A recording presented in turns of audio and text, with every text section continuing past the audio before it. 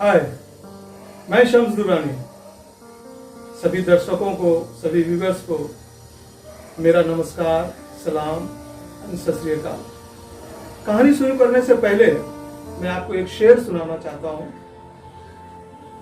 कि वो रोता नहीं है मुश्किलों में, वो रोता नहीं है मुश्किलों में, मुस्कुरा के रह जाता है।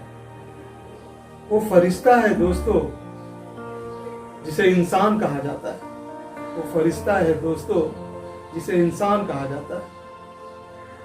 इसी शेर को मैंने बेस लेके कहानी सोचा है जो मुझे बहुत अच्छा लगता है, वो आपको भी शायद अच्छा लगे। कहानी शुरू होती है कि हमारे बुद्धिमान जी, नाम तो सुना ही होगा बुद्धिमान जी, जिसका मैं अक्सर नाम लेता हूं। बुद्धिमान जी वृद्धाश्रम के एक रूम में बैठा अपने भविष्य के बारे में सोच रहा था। अपने भविष्य के नहीं, जो गुजरा हुआ कल के बारे में सोच रहा था कि गुजरा हुआ कल मेरा कितना अच्छा था। लोग आगे पीछे मेरे घूमते थे, बंगले थे, गाड़ी थे, हर चीज जितने भी लग्जरी के जितने भी चीज थे सब थे उसके पास। ये सब सोच के वो आप रूम में बैठा अकेला मुस्कुरा रहा था। तभी कहीं से आवाज आई खटखट की। उसकी वो सब ख्वाब टूटे। जैसे ख्वाब टूटा, उसको लगा कि मैं तो वहां जो देख रहा था वो तो नहीं है। आज एक टूटी प्लास्टिक की कुर्सी रूम में रखी हुई है। टेबल है जिसपे एक जग गिलास रखा हुआ है। जब कभी उसके पीछे हजारों आदमी उसके पीछे रहते थे, आज वो अकेला बैठे, इस पंखे की झरझर की आवाज आ रही है, घूमने की आवाज आ रही है। मायूस सा हो जाता है, चेहरे पे मायूसी छा जाती है।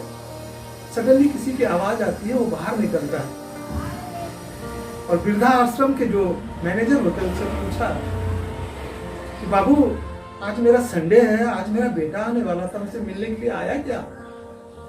उसने बोला नहीं बाबा, कोई फोन भी नहीं है और कुछ मैसेज भी नहीं है आपके पास। फिर वो मायूस हो जाता है, आके रूम में बैठ जाता है, फिर सोचने लगता है क्या करें, कैसा क्या करें। कभी कभी बेटा तो हफ्ते में, पहले तो हफ्ते में आ जाया करता था मिलने के लिए, संडे के, फिर महीने में बदल गया, फिर सालों में बदल गया। उसके बाद तो कभी कभी ऐसा होता था कि होली दिवाली में भी मिलना भूल जाता था वो। इस तरह दिन उसका गुजर रहा था वृद्धाश्रम में, बहुत मायूस। लेकिन क्या करे, मजबूरी, रहना तो है ही, जाएगा कहाँ जब यहाँ आ गए। तो जब बुद्धिमान जी का आखिरी वक्त आ गया, जब ऊपर जाने का वक्त आ गया, विदाई का वक्त आ गया, उन्होंने वृद्धाश्रम को मैनेजर को बुलाया और बोला, सर मुझे अपने बेटे की एक दफा मिलने की ख्वाहिश है, अपने बेटे से। आप प्लीज मेरे बेटे को एक दफा बुला दीजिए ताकि मैं उससे बात कर सकूं आखिरी टाइम में। मैनेजर ने उसके बेटे को फोन किया, उसका बेटा आया वृद्धाश्रम मिलने के लिए, वो भी उस शहर के रईसों में गिनती आते थे। आके मिला उनसे। बाबा ने, बुद्धिनाथ ने अपने बेटे का हाथ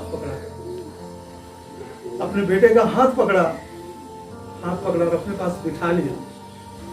बोला, बेटा मेरी जिंदगी तो अब यह आखिरी वक्त है, मैं तो अब जा रहा हूं इस दुनिया से।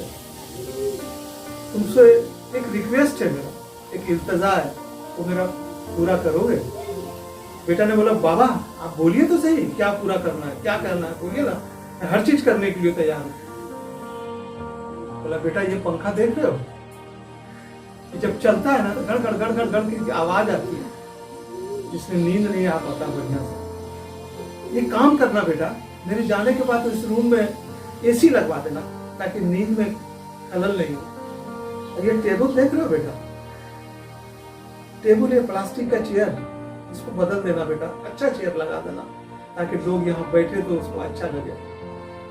और मेरे जो खाना आता था ना यहाँ पे खाने के लिए, मैं टेबल पे रख देता था।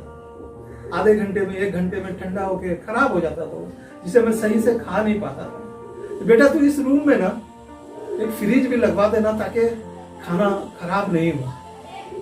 एक पलंग भी लगवा देना बेटा, यहाँ जो सोने में जो गद्दा नहीं है तो सोने में बहुत तकलीफ होती है।